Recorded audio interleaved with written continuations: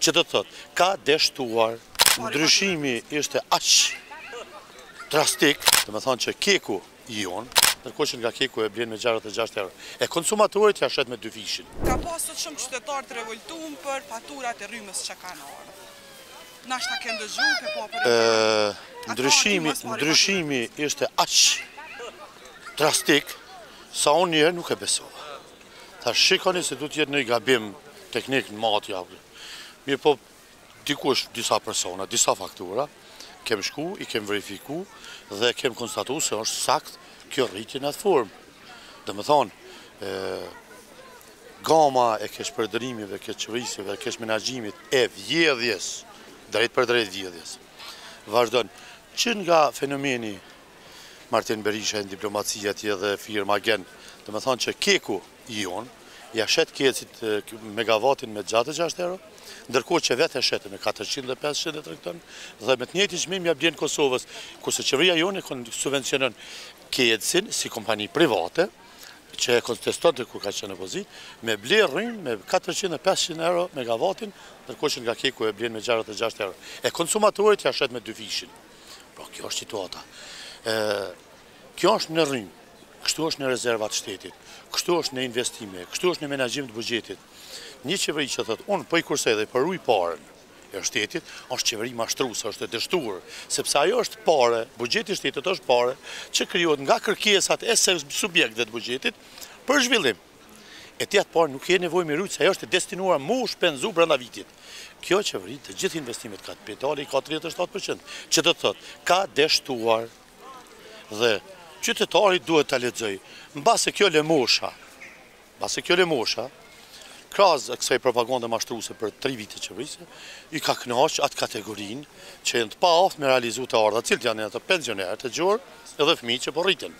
2 këto kategori nuk kanë aftësi me kriju të ardhura dhe prandaj duket sikur kanë kriju një lloj kënaqësie.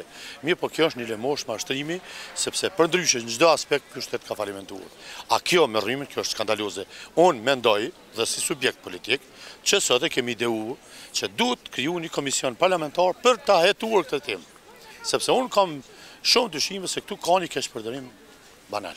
Të marrë parasysh pagat e ulta, nivelin e papunësisë dhe gjitha problemet që qytetarët i kanë. A mendon që do të më organizu nëse qytetarë me dalë në proteste dhe me parashtu? Shumë herë ka pyetje prej qarqeve të ndryshme, pse ju si opozit nuk po ndërmerrni diçka. Opozita në aspektin ligjor kushtetues mund bën vetëm kaq sa është ka bën. Ne provuam me bllokimin e votimit të marrëveshjeve ndërkombëtare dhe ligjeve, sepse ajo ishte një formë që pa dëmtuar qytetarin kishim mundësi me dorëzu, me detyru qeverinë me ulë tavolinë.